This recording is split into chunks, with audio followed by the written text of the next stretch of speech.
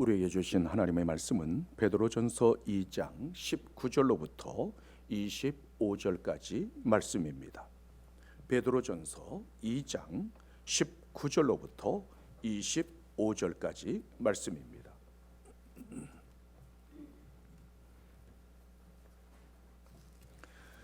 부당하게 고난을 받아도 하나님을 생각함으로 슬픔을 참으면 이는 아름다우나 죄가 있어 매를 맞고 참으면 무슨 칭찬이 있으리요? 그러나 선을 행함으로 고난을 받고 참으면 이는 하나님 앞에 아름다우니라. 이를 위하여 너희가 부르심을 받았으니 그리스도도 너희를 위하여 고난을 받으사 너희에게 본을 끼쳐 그 자취를 따라오게 하려 하셨느니라.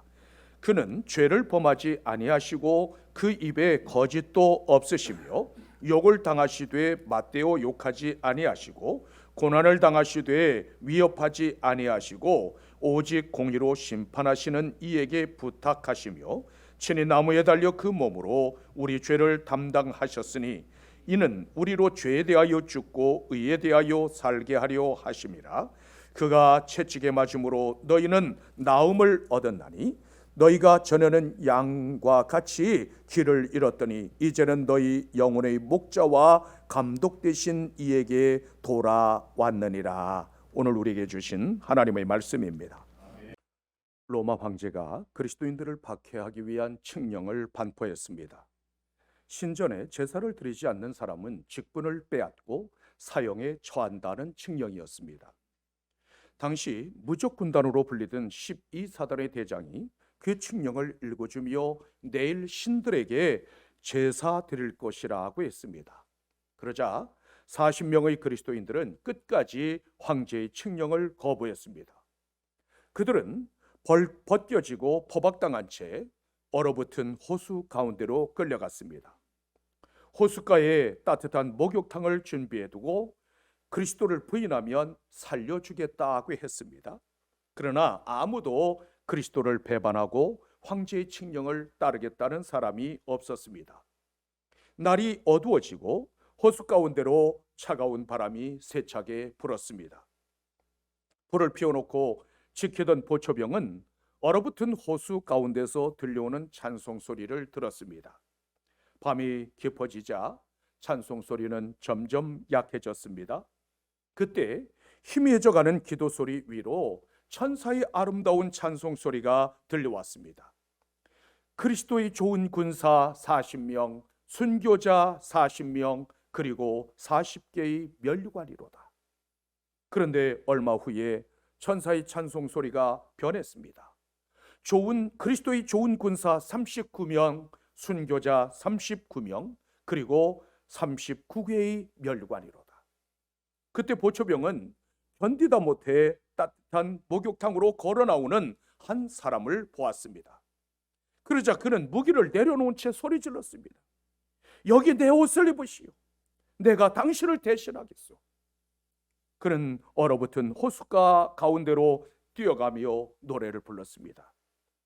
그리스도의 좋은 군사 40명, 순교자 40명, 그리고 40개의 면류관이로다. 보초병이 주님을 안 것은 짧은 순간이었지만 그는 주님을 위하여 자신의 목숨을 바쳤습니다. 본문 21절에서는 이렇게 말씀하고 있습니다. 이를 위하여 너희가 부르심을 받았으니 그리스도도 너희를 위하여 고난을 받으사 너희에게 본을 끼쳐 그 자취를 따라오게 하려 하셨느니라. 우리는 십자가의 길을 가는 그리스도의 좋은 군사로 살아가야 합니다. 우리가 고난을 끝까지 참아야 하는 이유는 무엇일까요? 참는 것이 유일한 방편이기 때문일까요? 아니면 힘이나 능력이 없기 때문일까요? 그 이유는 고난조차도 하나님의 은혜이기 때문입니다. 본문 19절에서는 이렇게 말씀하고 있습니다. 부당하게 고난을 받아도 하나님을 생각함으로 슬픔을 참으면 이는 아름다우니라. 부당한 고난은 부당한 대우로 말미암는 고통을 의미합니다. 세상에 부당하게 대우받는 것을 원하는 사람은 아무도 없습니다. 그런데 부당한 대우를 받았을 때 하나님을 생각하고 슬픔을 참는 것이 아름답다고 말씀하고 있습니다. 이 아름답다라는 말은 카리스트라고 하는 단어가 쓰였는데 은혜라는 뜻입니다. 따라서 하나님을 생각하고 부당한 대우를 참는 것이 하나님의 은혜라는 뜻입니다. 속에서는 불덩어리가 차타오르는데 어떻게 그것을 하나님의 은혜라고 말할 수 있을까요? 잘못은 상대방이 했는데 내가 참는 것을 어떻게 은혜라고 말할 수 있을까요? 그 이유는 예수님께서 그렇게 본을 보여주셨기 때문입니다.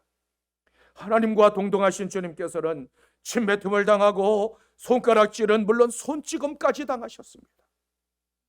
하나님의 나라를 진리를 선포하셨음에도 불구하고 오히려 신성 모독자로 고발당했고 마침내 십자가형을 선고받았지만 끝까지 참으셨습니다. 힘이 없거나 능력이 없어서가 아니었습니다. 부당한 대우를 받아도 마땅한 분이셨기 때문도 아니었습니다. 주님은 세상 죄를 지고 가는 하나님의 어린 양이었기 때문입니다.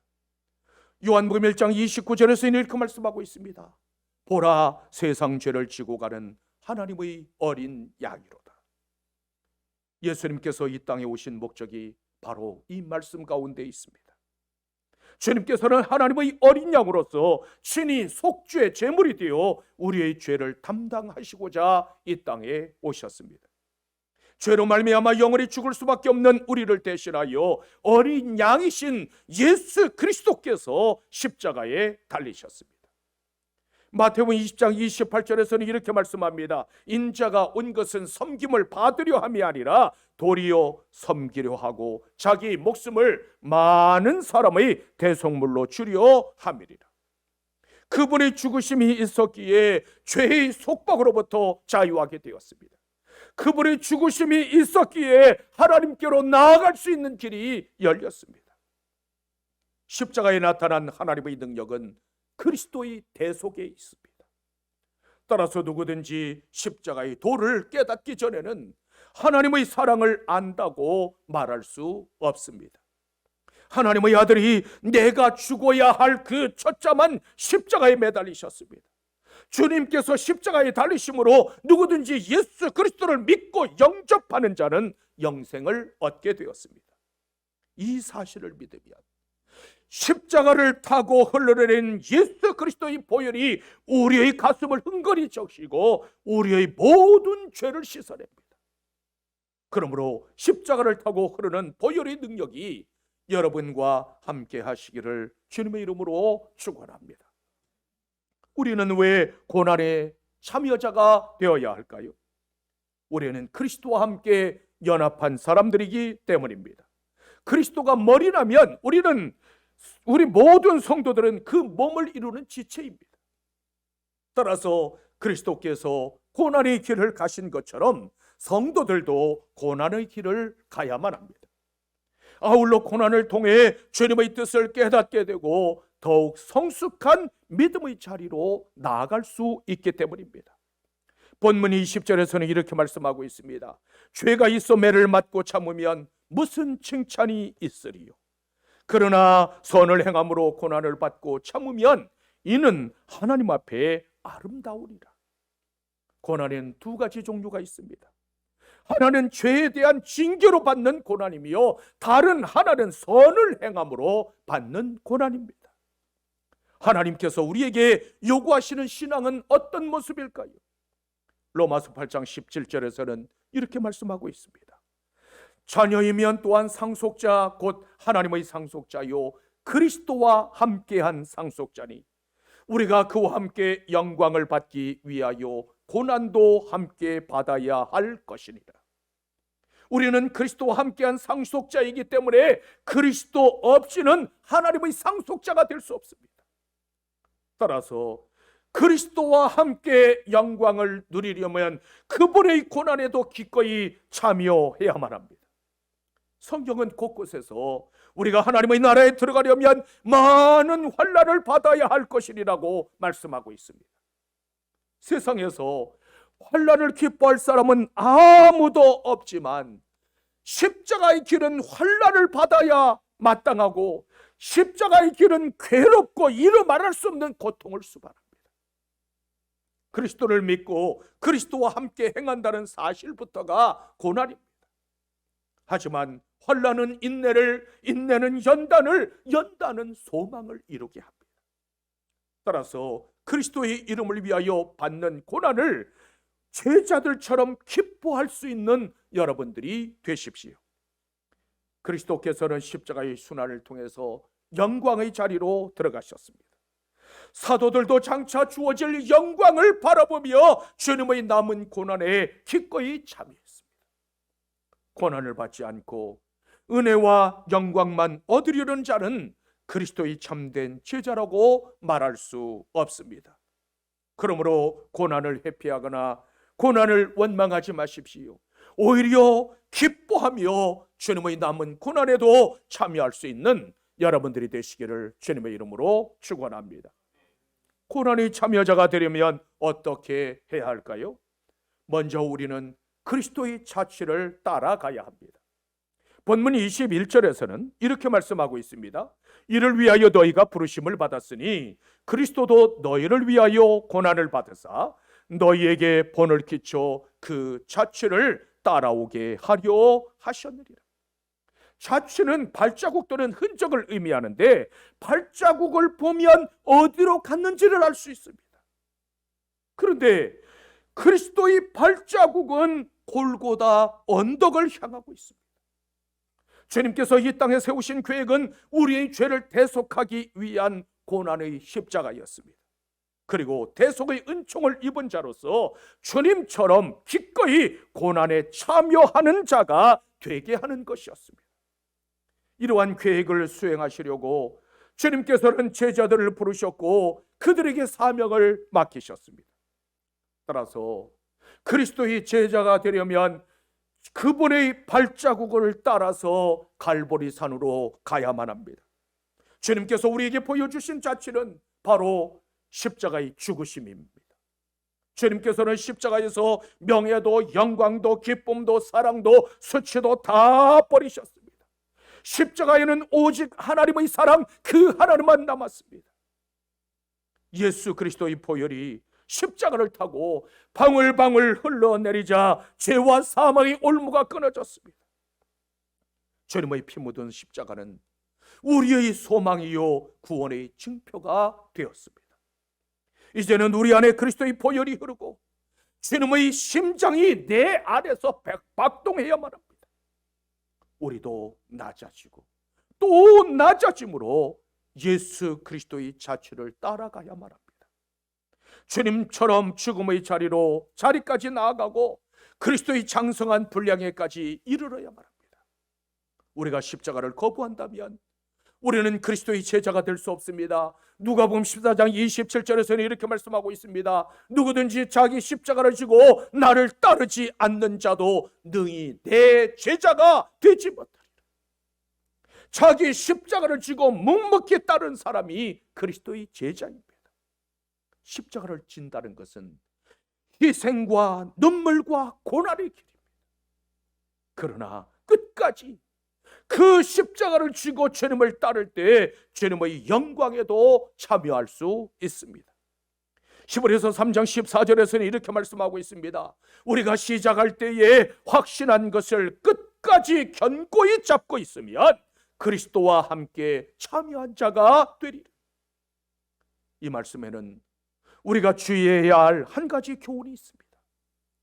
좋은 시작도 중요하지만 그것보다 더 중요한 것은 끝까지 견고하게 잡는 것입니다. 아무리 좋은 시작을 했다 손치더라도 끝까지 잡지 못한다면 아름다운 열매를 기대할 수 없습니다. 베드로 사도는 그리스도를 모른다고 3번씩이나 부인하고 도망쳤던 제자였습니다. 그러나 복음을 증거하다가 감옥에 갇히기도 하고 주님께서 말씀하신 대로 십자가에 거꾸로 매달려 고난받았습니다. 그런 성도들을 향해서 고난받으신 예수 그리스도 그분의 자취를 따라가라고 선포하고 있습니다. 무엇이 그를 이토록 변하게 했을까요? 성령으로 충만하여 그리스도를 위하여 고난당하는 것을 기뻐했기 때문입니다. 십자가는 매우 매우 고통스러운 것이지만 십자가가 없으면 하나님의 능력도 없습니다. 십자가를 지지 않고서는 주님께서 우리에게 베풀어 주시는 기쁨에 참여할 수 없습니다. 그리스도의 제자로 사는 것은 내가 사는 것이 아니라 내 안에 거하시는 그리스도께서 사는 삶입니다. 그렇다면 예수 그리스도가 전부인 삶, 이것이 바로 그리스도의 제자됨입니다. 이제는 그리스도의 제자로서 하나님의 영광을 위해서 살아갈 수 있는 여러분들이 되시기를 주님의 이름으로 축원합니다. 또한 우리는 그리스도를 닮아가야만 합니다. 본문 23절에서는 이렇게 말씀하고 있습니다. 욕을 당하시되 맞대어 욕하지 아니하시고 고난을 당하시되 위협하지 아니하시고 오직 공의로 심판하시는 이에게 부탁하시니라. 우리를 향하신 하나님의 뜻은 예수 그리스도를 닮은 사람을 이루는 데 있습니다. 주님께서는 온갖 희롱을 다 당하시고 수치를 당하시면서도 굳게 입을 다무셨습니다. 예수님의 침묵은 말을 할 줄 몰랐기 때문도 아니요, 할 말이 없어서도 아니었습니다. 주님께서 침묵하신 이유는 아버지의 뜻을 이루기 위함이었습니다. 이것이 주님께서 우리에게 보이신 신앙의 모범이요 닮아가야 할 표준입니다. 우리는 누구나 예수님을 닮아가야 한다는 사실에는 동의하고 또 그 사실을 알고 있지만 주님처럼 침묵한다는 것은 쉬운 일이 아닙니다. 아무리 가깝고 아무리 사랑하는 사이일지라도 한마디 말 때문에 분노합니다. 그런데 빌립보서 2장 5절에서는 이렇게 말씀하고 있습니다. 너희 안에 이 마음을 품으라 곧 그리스도 예수의 마음이리라. 주님의 마음은 온유한 마음, 겸손한 마음, 용서하는 마음입니다. 주님은 하늘 보좌를 버리고 종의 모습으로 이 땅에 오셨을 뿐만 아니라 친히 멍에를 깎으셨습니다. 그분은 하나님의 본체이셨지만 친히 소리에 수건을 두르시고 제자들의 발을 씻으셨습니다. 우리도 예수를 닮은 바보 소리를 들을 수 있어야만 그리스도의 사람으로 설 수 있습니다. 그리스도의 제자는 예수 그리스도를 보여주는 사람입니다. 그렇다면 여러분들은 무엇으로 예수님을 보여주시겠습니까? 예수님의 마음을 담지 않고서는 우리는 결단코 주님을 보여줄 수 없습니다. 주님께서 경배받으시는 이유는 대단한 권세나 대단한 권력을 휘둘려서가 아닙니다. 사랑과 희생과 섬김을 통해서 사람들의 마음에 감동을 주셨기 때문입니다. 십자가에서 죽기까지 복종하심과 낮아지심 앞에 세상 만민들의 마음이 녹아지고 깨어졌습니다. 우리도 그리스도를 닮아가려고 힘써야만 주님의 남은 고난에 참여할 수 있습니다. 그뿐만 아니라 우리는 그리스도의 용서를 닮아야만 합니다. 나에게 상처를 입히고 손해를 끼친 사람을 용서하는 것은 결코 쉬운 일이 아닙니다. 그런데 에베소서 4장 32절에서는 이렇게 말씀하고 있습니다. 서로 용서하기를 하나님이 그리스도 안에서 너희를 용서하심과 같이 하라. 하나님께서 나를 용서하신 것처럼 너희도 그렇게 용서하라는 말씀입니다. 따라서 하나님께서 나를 불쌍히 여겨주신 것처럼 우리도 누군가를 불쌍히 여겨야만 합니다. 갈보리산 위에 세워진 십자가에서 하나님의 사랑과 용서를 제하고 나면 나무 토막만 남습니다. 예수님께서는 십자가의 고통과 처절한 몸부림 속에서도 용서를 선언하셨습니다. 아버지여, 아버지여, 저들을 사하여 주옵소서. 자기들이 하는 것을 알지 못합니다. 그 고통의 순간에도 못질하고 찌르고 때리고 침받고 조롱하는 사람들을 위해서 기도하셨습니다. 용서는 하나님의 성품입니다. 따라서 내가 누군가를 용서할 수 있다면 그리스도를 닮았기 때문입니다. 하나님께서 나를 용서하신 것처럼 나도 누군가를 용서하는 것이 천국의 용서 원리입니다. 주님께서는 갈보리산 위에 세워진 십자가를 향한 발자국을 남기셨습니다. 그러므로 자기 십자가를 지고 주님처럼 골고다 언덕을 향해 나아가는 여러분들이 되시기를 주님의 이름으로 축원합니다. 또한 우리는 그리스도의 십자가를 기억해야만 합니다. 본문 24절에서는 이렇게 말씀하고 있습니다. 친히 나무에 달려 그 몸으로 우리 죄를 담당하셨으니 이는 우리로 죄에 대하여 죽고 의에 대하여 살게 하려 하심이라. 그가 채찍에 맞음으로 너희는 나음을 얻었느니라. 베드로 사도는 십자가와 채찍질 당하시는 예수 그리스도의 모습을 직접 본 목격자였습니다. 왜 주님께서 갈보리 언덕을 쓰러지고 또 쓰러지시면서 오르셔야만 했을까요? 왜 주님께서 찔리시고 상하시고 채찍에 맞아 피투성이가 되어야만 하셨을까요? 이사야 53장 5절에서는 이렇게 말씀하고 있습니다. 그가 찔림은 우리의 허물 때문이요 그가 상함은 우리의 죄악 때문이라. 그가 징계를 받음으로 우리는 평화를 누리고 그가 채찍에 맞음으로 우리는 나음을 받았도다. 우리의 죄와 허물과 상처를 치유하고 평화를 주시기 위해서였습니다. 채찍은 소나 말 등의 가축을 다루는데 사용하는 도구입니다. 그런데 예수님께서는 짐승처럼 채찍에 맞으셨습니다. 예수님께서는 사람으로 대우받는 것조차도 포기하셨습니다. 더구나 로마 병정들은 그 가죽끈에 날카로운 뼈와 쇠붙이를 매달아 사정없이 채찍질했습니다. 채찍질과 매질로 살점이 떨어져 나가고 주님은 피투성이가 되셨습니다. 상상만 해도 끔찍하고 몸서리 쳐지는 처참한 광경이었습니다.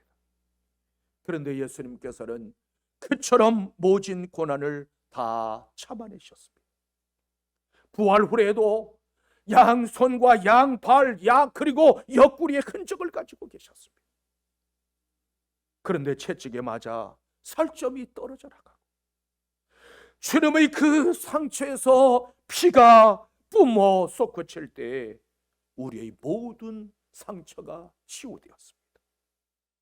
죄로 말미암아 고통당하던 우리의 영혼이 나음을 입게 되었습니다.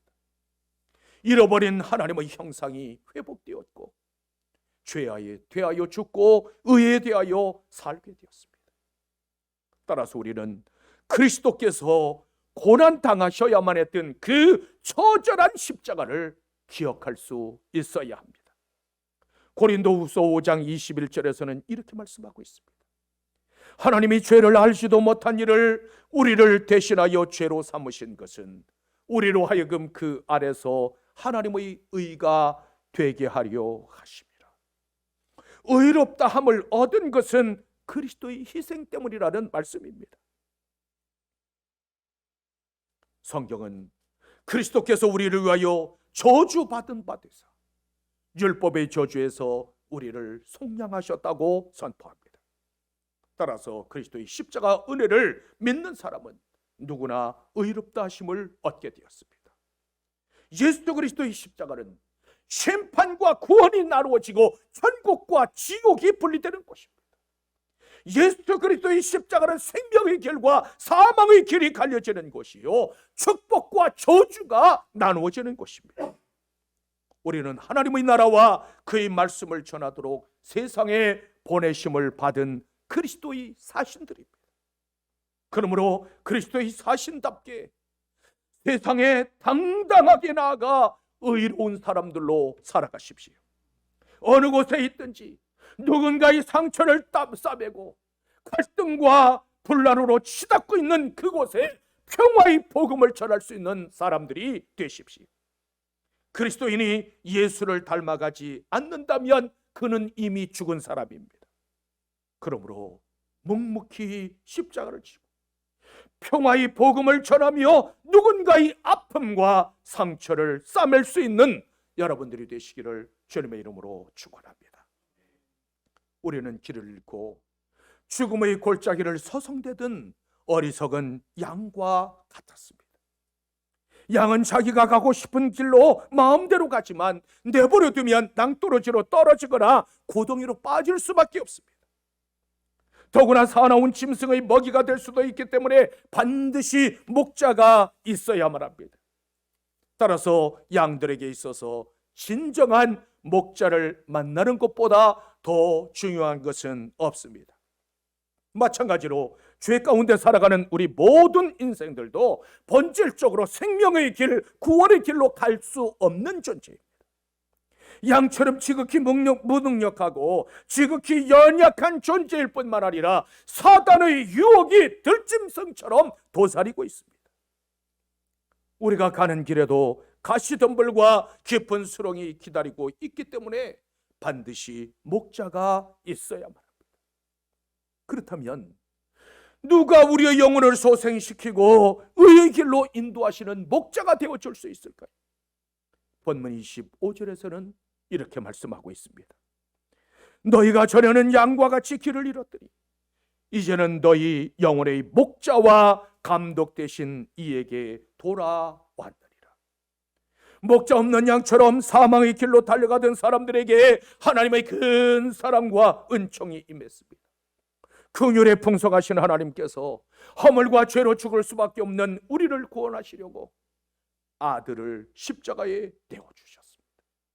선한 목자가 되시는 주님께서 친히 자기 목숨을 십자가에 내어주셨습니다. 주님께서 십자가를 통해서 보여주신 것은 다 버리심입니다. 이 땅의 모든 명예도 영광도 사랑도 수치도 기쁨도 다 버리셨습니다. 주님께서는 몸 안에 있는 피 한 방울, 몸 안에 있는 그 물 한 방울까지 모두 쏟아내셨습니다. 그러므로 십자가에는 하나님의 사랑과 생명만이 남았습니다. 하나님의 공의와 사랑의 속성이 온전하게 드러난 곳, 그것이 바로 십자가입니다. 도살장에 끌려온 어린 양 같으신 예수 그리스도를 바라보십시오. 우리를 구원하시려고 처참한 모습으로 십자가에 달리신 예수 그리스도, 그분을 바라보십시오. 그 십자가의 능력이 나의 것이 되려면 그분과 연합해야만 합니다. 그분의 십자가가 나의 십자가가 되고 그분의 부활이 나의 부활이 되게 해야만 합니다. 이제는 십자가의 사랑을 확인하고 그리스도의 남은 고난에 참여할 수 있는 여러분들이 되시기를 주님의 이름으로 축원합니다.